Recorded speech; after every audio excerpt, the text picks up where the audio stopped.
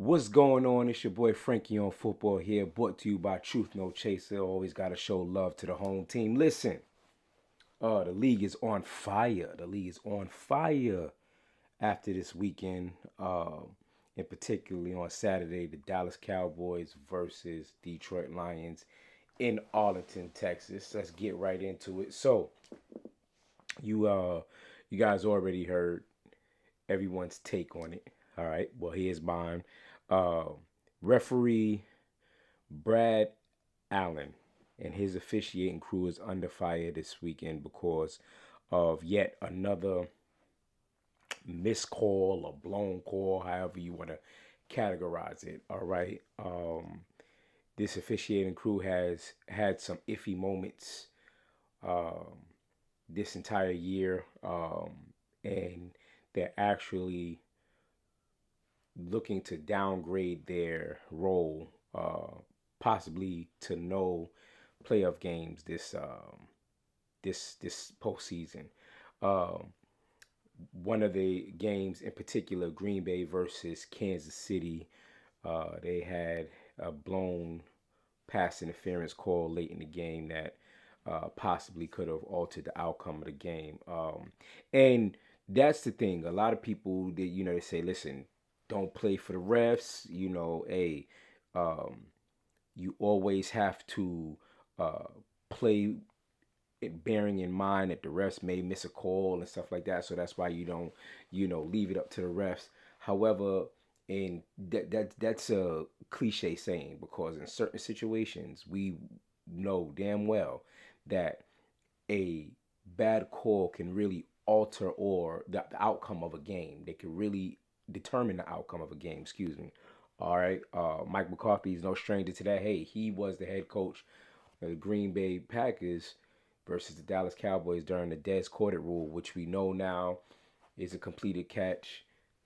We know the history behind that, so on and so forth. So anyway, have the Dallas Cowboys been on the screwed end of a blown call? Absolutely. But let me tell you, in this particular game, we definitely got away with one. Okay, so let's go over it really quickly. Uh, Offensive lineman's last name is Decker, number 68, and another player comes up, number 58, comes up to Brad Allen, the referee, to check in and let him know that, hey, I am reporting Decker. That is, I'm reporting as an eligible receiver. Okay, number 70 comes running onto the field to sort of disguise it because apparently he's been reporting as eligible almost all game. All right, or several times they say. So that is the proper channels. As a matter of fact, Dan Campbell even came out saying, "Listen, this is exactly how we drew it up. If ever we got in this situation, we want to give the illusion that 70 is checking in as an eligible receiver the entire time until we have a situation like this 2 point conversion situation, and we kind of want to throw a little trickery in there to give the illusion that he's checking in again as an eligible receiver, but we're gonna change the O lineman that we're gonna make eligible for that particular play. We practice it that way. We conveyed that same message to the referee. All right, there's gonna be a point in the game where we are going to switch up the personnel and the person that we want to deem eligible. All right. That's how it's explained to us. That's exactly how it went down. You can tell 68 was reporting to him, to the referee, saying that I am reporting as eligible. So all the other semantics that people are mentioning as far as illegal formation and stuff like that, listen, there was nothing illegal about the formation. He was lined up in the tight end like he was supposed to because he reported as an eligible receiver. However, Brad Allen mentioned the wrong number to the defense. Okay? He said that 70 was checking in because he assumed Since 70 was checking in as eligible receiver the entire game, he was doing it again.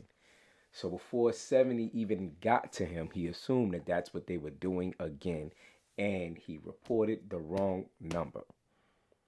So the play was drawn up perfectly, the play was executed perfectly. However, they were called for illegal touching because number 68 apparently did not check in, which we all know he did. All right, did not check in with Brad Allen. Okay, so this is what I want to do because I am a devout Cowboys fan. Right, we know this already, but I want to address the quote unquote proverbial delusional Cowboy fans when I say this. All right, we are again have been on the losing end of a lot of bad calls. This in particular one, we were on it. Don't make excuses. Am I happy that we won? Of course I am. All right. But I will be out of my mind if I did not at least admit that we got away with one. Okay. It worked in our favor. We got away with one. All right. Two things. That's number one. We need to admit that. Number two, and it might not matter right now, but Brad Allen needs to own up to his mistake because now they're saying the deception of the play, they're blaming it on the Lions.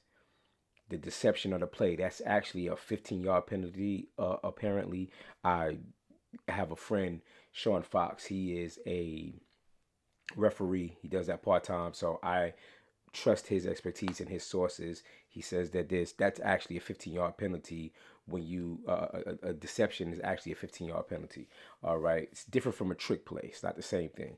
All right, so but that never gets called. Come on, let's keep it 100 with you. That's exactly what we're supposed to do. We're supposed to throw off the other team. All right, give an illusion that we're running another play. All right, so again, two things need to happen. Brad Allen and his officiating crew need to take accountability for botching that call. All right, and us Dallas fans, we need to admit that we got away with one. Just admit that. All right, because everybody's infuriated for a reason. Former players, former coaches, they're all saying the same thing.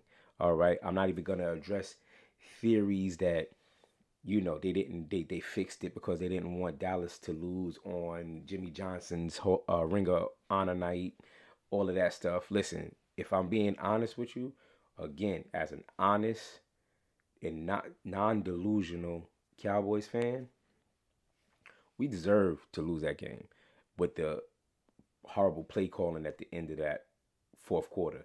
All right, run the ball, run the ball, run the ball. Make them lose up their timeouts. All right, that's what that's for. Maybe we're not gonna get the first down. So what? Make them lose. Make them use up their timeouts. They have what, one or two left. Come on, but you're throwing the ball to kill. You're killing the clock for them. That's a Christmas gift.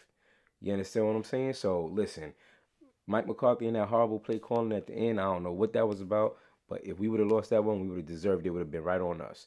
All right, the the Lions and the players, Dan Campbell, uh, they all have a right to feel a way because it definitely affected a few things. It affected their seating. They had a potential chance at a number one actually. All right, but that's gone. They definitely blew number one and they blew number two, possibly. I don't see the Cowboys losing out to the Commanders. Um, don't really see the Eagles losing out to the Giants. But if they would have been at least number two seed, then they would have gotten Green Bay at home, which they're familiar with, and that would have been their first playoff matchup. Listen, okay, it's a lot of dynamics to go over here. Dan Campbell, I'm gonna just give you a word of advice though. On a 2 point conversion, my brother. Uh, First play, screwed, unfortunate, but move on to the next play. Second play, doesn't work. I don't think you should try this a third time. All right, just a word of advice. I think let's go for the PAT. Let's go into overtime and let's actually let your boys play. You understand what I'm saying? Don't There ain't no third time's a charm. Listen, you missed the first two conversions. Let's go ahead and kick that PAT. That's just a word of advice. You might have came away with a W. All right. But listen, as always, I'm here to debate. Leave it in the comments. If you agree, you disagree, whatever. I'm here for all the smoke. Always check us out here. Please subscribe, Frankie on Football, here on YouTube. Check me out on Instagram, Frankie on Football. Also, check out our podcast, Truth No Chaser. That's on all streams: Apple, Spotify, YouTube, Buzzsprout, Pandora, wherever you like to listen to any of your content. We are there. So, that'll do it. Until next time, as always, peace and blessings. Happy New Year. And I am out. Peace.